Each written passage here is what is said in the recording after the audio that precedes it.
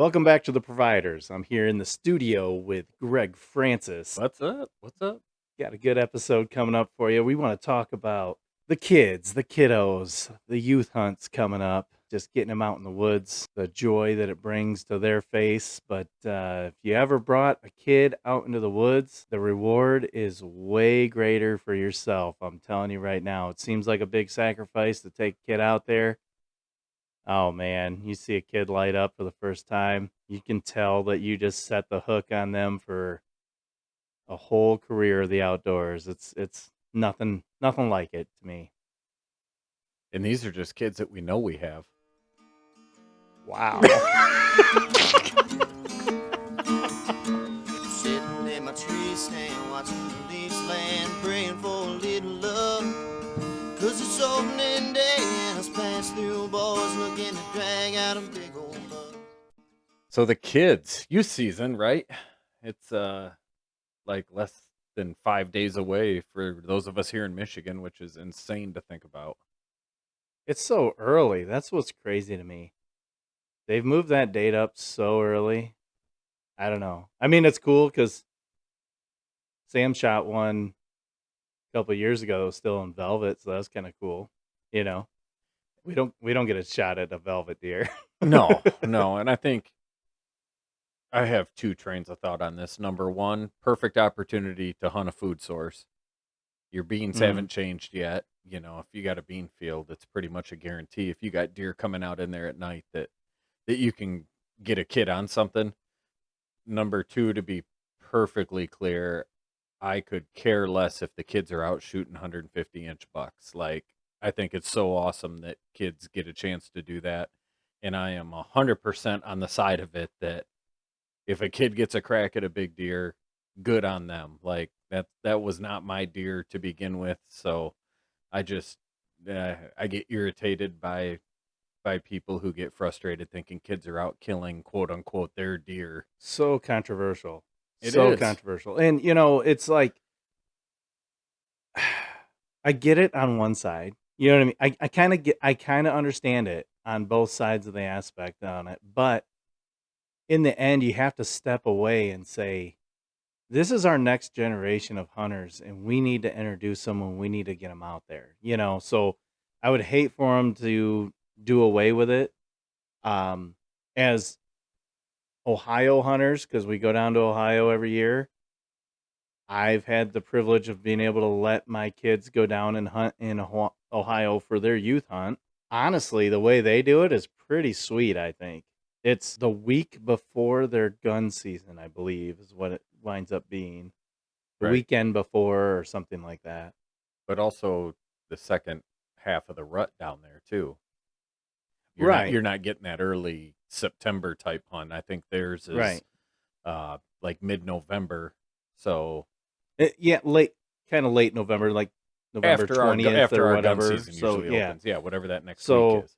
it gives all of the hunters a chance at their big guy if they want to go out during bow season. I get it. There's still the argument of they get first crack before gun season, but you know, the way everything is now, if you can't pull a bow back or you're not into that, these crossbows are ridiculous. So there's no excuse that you can't go out and try to go after your big target buck before a kid goes out and smokes it out from underneath you. But regardless, If you're in it's Ohio, you're saying. if you're in Ohio. Right. But regardless, if a kid goes out and smokes a big one, then that kid's more than likely going to be hooked forever. I mean, there's the other argument that he could be ruined for life because he might be chasing that big one forever. But hey, uh, get him out there, get him hooked on it. Well, here's a question, and we used to talk about this a lot when we were filming because we had Gary Holland with young kids, we had Joe with young kids, we had you with young kids. Um, that question of you're sitting there with your son or your daughter on their first hunt, and a 150 steps out. Are you letting them pull the trigger? Or are you not letting them pull the trigger? Right. And everybody, I think it was funny because in our group, it seemed like most people were like, yeah, I'm not letting my kid shoot a 150 on their first hunt. More so because of the fact of, are we ruining them as hunters at that point? because nothing's going to seem like it's going to add up or measure up to what they got on their first hunt. So, I think there was some trying to have your kid, take a nice basket rack or something for their first deer, but I also don't know if any of us got in a situation where you had the opportunity to shoot a 150-inch deer on your first hunt. I'm not sure, but What's funny is I had the opposite situation go on with Max, my oldest, who's now 20. But when he was like 5 or 6, he wasn't quite old enough for me to have him go out. But he went with me, and I hunted out of a ground blind with him with a bow, and I just wanted to get him out in the woods. And these bucks were 200 or 300 yards away, and they were sparring, and I was like, "Oh my gosh, you get to see these bucks sparring?" Like, I went years before I saw a buck sparring in the woods. Like, that is so cool. Like, trying to get him to recognize that, right? So then I hit the rattle horns, and this buck turns and runs right at us, winds up being a 6-point, stands 20 yards from us broadside. Max says, "Shoot it, Dad, shoot it." And I let him walk.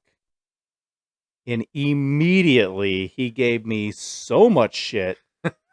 He started crying and said, "What are we even doing out here, Dad? This is stupid. If you're not going to shoot the deer when it comes in, what are we even doing?" right. So the emotions of a young kid you have to take into play, like telling them not to shoot a deer when it comes in. Yeah, go ahead and deal with the aftermath of that, because that's going to suck. I think too, and this was more so I think with Sam than Max, we kind of tainted these poor kids with having the television show because it allowed them to see every single thing that we ever encountered in the woods. And fortunate for us, we've seen some decent deer, we've killed some decent deer, and our kids watch that, and you take years of hunting and put it into a 5-minute episode about how we just killed the biggest buck we've ever killed. Number one, the kid thinks the deer is going to walk out right after you sit down in the tree stand. Number two, they think that a big deer walks by every other hunt. So now they're saying, "Oh, I don't want to shoot that little guy because I'm waiting on a big dog." And that was Sam when he was what? Couple Yeah. 12? He shot his first deer when he was 7 with a crossbow and just smoked it. His little 4-point. Perfect. Took a half hour in the stand, and he shoots this deer, and bam, he was absolutely hooked. Mhm. Like, ridiculous. Yeah. But then you also have to, not all kids are the same. My oldest could give or take hunting, still to this day. He still is kind of kicking around. Yeah, maybe I'll go out this year. Maybe I won't. He's, I think, 3 deer is what he shot. He went at duck hunting. He shot some ducks. I got a funny story about that one here in a second. But I never pushed him. Here's the opportunity. It's right here. I will take you to the limits with it, but you have to say yay or nay. Right.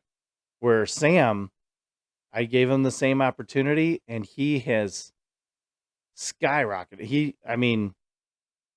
Oh, He's tore only- up. He's tore up with it. He's only 15. He's gotten, I think, 4 or 5 bucks, a bunch of does, ton of rabbits, turkey. Like, Good fisherman. yeah, he's just tore up about it. Loves it. And, you and I go out into the woods. Now, you have to be prepared when you take a kid out, right? So Max, when I took him out, was a different story. He wasn't as into it, so I would have to have games on my phone ready, snacks ready, all these things to keep him entertained. Mhm. Sam, on the other hand, to this day, leaves his phone in the truck, says, "I don't want that distracting me," and he's focused on the deer. And what's funny is most of the time you take a kid out, you're trying to get them to be quiet. most of the time Sam is trying to keep me quiet. It was just kind of funny, but it's just a whole different ball game. You have to have a whole different mentality going into the woods. It's all a learning experience. You got to kind of keep it fun for the kid, but you also have to, you want success. As much as you want to say it, you take a kid out in the woods and you're just like, well, I don't care what happens as long as they have fun, right? Right. But as soon as you sit in that stand, you're like, come on, baby, come through. Oh, you feel the Something's got to pressure. come through. Yeah, you feel the pressure. Like, Right. this is, if we sit here and they're bored, are they going to ever want to do this again? So Mm-hmm. please, God, something show up. Right. Don't Right. let dad be the one that lets them down. Right. But I think the other thing that's kind of cool, and this is jumping topic just a little bit, is how we've been able to figure out how to get with these kids in the outdoors. So back when we first started, I think a lot of people would go sit in a ground blind with their kid, right? Mm-hmm. And then over the past few years, at least you and I have changed. Most of our buddies have changed, not Ron Van Meter, but we've all switched to saddle hunting. And now we've got these tree saddles, but we still have our regular deer stands in the woods too. And you can put the kid in the deer stand and you can clip a rope to your saddle Game changer, man. and be hunting directly above them or right Well, beside and them where you're still in their ear. But the setups have become so much easier to try to get a little more creative with getting kids on deer. yeah, and before it was, we're limited to, if we want to be in a tree, you're limited to a 2-man stand. You got to have a 2-man stand Mm-hmm. and have them in there. And then Sam's a big kid. I'm a big guy. We're scrunched in. It's not comfortable. Usually a 2-man stand is short. Like it puts a whole nother challenge all in it. And then once I started doing that saddle, I'll climb up there and I'll hook up and I'll have that saddle right behind him. And I can actually set up so my platform is at the perfect height so I can just be behind the tree whispering in his ear, and it's the sweetest setup ever. It's so cool. And I'm right there with him. Everything's safe. It's perfect. Yep. Yeah, it's a total game changer. And if you haven't checked out the saddles, I still think it's the safest way to hunt. Yeah. I don't have one for my daughters yet, but honestly, I'd feel way more comfortable probably if I had them in a tree saddle than in a regular harness in a tree stand. But let's also keep that part in mind. If you're going out this weekend with a kid, don't just teach them how to hunt, teach them how to be safe too, because we've had an issue where a tree stand failed, and luckily it was with us as adults. Right. And it still wasn't much fun. And we'll get into that more when we talk about Ohio. But if you're taking a kid out, make sure you got a harness on them. Teach them how to be safe walking up and down, whether it's a ladder or sticks or whatever it is. If you can do that lifeline Yes. from ground all the way up, and you know what? Mom at home is going to feel a lot better about the situation if you can explain, listen, nothing can happen from the ground all the way up and all the way back down. And it's ingrained in Sam. Now last year Sam started venturing on his own a little and getting in his own tree stand, which was a crazy thing for me as a dad to just kind of let go of, But every single time in the stand, he is locked in with his harness before he does anything else. And that is the number one thing that you just got to ingrain in them. Yep, 100%. And even back before you had Max and Sam out there, you were taking other kids out with you too that Yeah. we filmed for Pasu Productions and the providers. You had Jake out with you. Yeah, that was so awesome. Growing up, his dad didn't hunt or hunted very little. And he showed interest in it. And we had the show and we were trying to look for a kid that we could take out. He says, yeah, I'll go. So I took him to one of my favorite spots. And as soon as we got up in the tree, I was like, this is the wrong move. Everything's in too close. Like, we can't see very far. I'm already second guessing. I'm thinking, man, I really wanted something to happen for this kid. And it was like one of those 20 to 30-minute hunts, and this small buck comes down this ridge right in range, and he shoots it. He's excited, and I still remember that phone call to his mom where he said, hey, I got one. And she said, what do you mean you got one? You got what?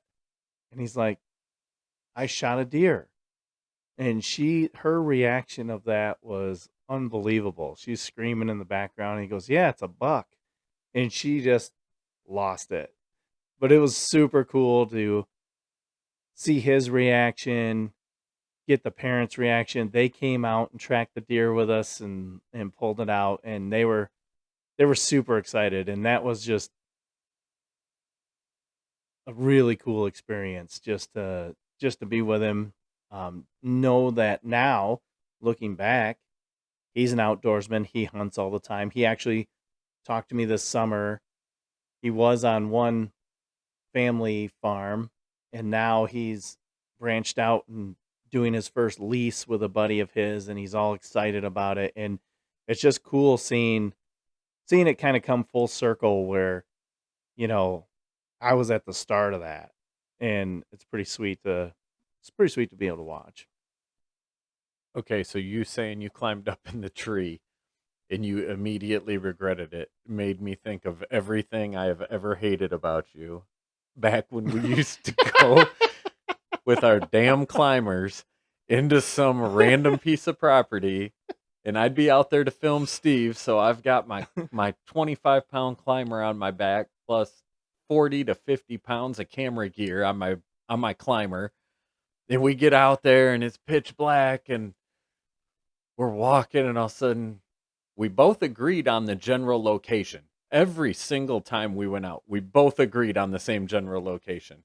But then you could sit there for frickin' 30 minutes in the dark and walk 10 feet over to the next tree and go, I don't think that's it. And then you'd walk 10 feet the other direction. And I'd just be getting my climber off like, well, that's the tree. And you're like, no. I think we got to go this way about 6.5 yards. You drove me so flippin' crazy with that shit. But I will say that 90% of the time we made it work. By the time we bickered back and forth with each other, we could make something work. And I still don't know if it's your credit or my credit that I ended up shooting my biggest buck ever, because that was one of those mornings of. Yeah, we actually got in an argument that morning. That was great. Turns out we were both right, but we wound up going with my option, and you shot it, so I'll take all the credit. I just had to work a lot harder to shoot it because it would have walked right underneath me where I was before. Well, it still walked underneath you. Oh, God, so you it's saying fine. that made me think of that. That was funny. One crazy youth hunt wasn't even a deer hunt. It was, I took Max, my oldest, who was probably 14. I took him on a waterfowl youth hunt. So I have a duck boat with a blind on it. We go down the river. It's all this stuff is way before daylight. We get all the way down the river, and we're up against the bank, and there's these big bushes all around us, and we're kind of tucked in.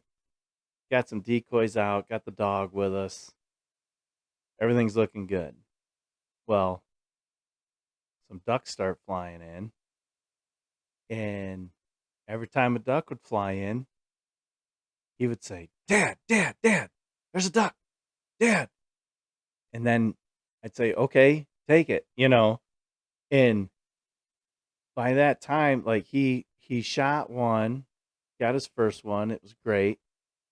Another one comes by. He shoots that, and again it was Dad, and then he shoots. Third one comes by, and he says, Dad. And by the time I saw him aiming at this bird. I was like, there's no way in hell this kid is going to touch this bird. Of course, folds it, right? Dog goes out, retrieves the bird, comes back. Great. That's awesome. It's been a great hunt. So then I'm talking to him and I say, hey, you don't have to, you're taking too much time. When a bird comes in, I want you up, ready to shoot, and, just be confident. He's sitting there and something's coming down, straight down the river behind those bushes. And he does exactly what I say, jumps up, full aim, whatever's coming around that bend is dead, right? And then I go, don't shoot, don't shoot, don't shoot. That's a freaking bald eagle. Oh, Jesus. So yeah, that one could have gotten us in a little trouble there. That would have been your luck. Yeah. Yeah. At least you wouldn't have to take him hunting anymore. He'd probably be revoked for life for shooting a bald eagle. Have a little suspension on our hands. Oh my gosh. So yeah, it's youth season coming up here, you guys. Whether you're hitting the woods for some deer or taking the kids out waterfowl hunting or doing some fall fishing or whatever, just remember you're their mentor. You're the person that's going to drive them to either not want to do this anymore or to become addicted and want to do it for the rest of their life. And take it from me, with Sam being as addicted as he is, he's my hunting buddy. He is my go-to man to go out and hunt with now. When he was 7, did I ever think that far out? I don't think so. I thought, hey, here, try this. Let's go hunting. This will be fun. I wasn't thinking that years down the road, it was going to be so fun to look at trail cam pics with him and plan out the season with him and have my wife be excited to have me go hunting because I'm taking our kid on something that he loves to do. It was like setting the foundation of something that is incredible. And I think remembering to do it the right way, to be honest with you, we take for granted how we've hunted forever. Right. And I'm not going to lie to you. There's times where you'll read something in a rule book and go, oh my gosh, I forgot about that or whatever. Make sure you got kids in the hunter's orange, even though it's September. Make sure you've got them hooked up to a lifeline and a safety harness and do all the little things, showing them when it's right to load the gun and when it's not right to load the gun. And you can't set your gun that's loaded against your vehicle. It's the little things like that we can make the biggest influence on and teach these kids how to be safe and have fun. I want to wish everybody good luck this weekend if you're taking a kid out. Next week, we're going to be back at it, probably talking some more whitetails, I'm assuming. What do you think? Keep the kids out there safe, and the main thing is get them hooked. We'll catch you next week. Yeah, what a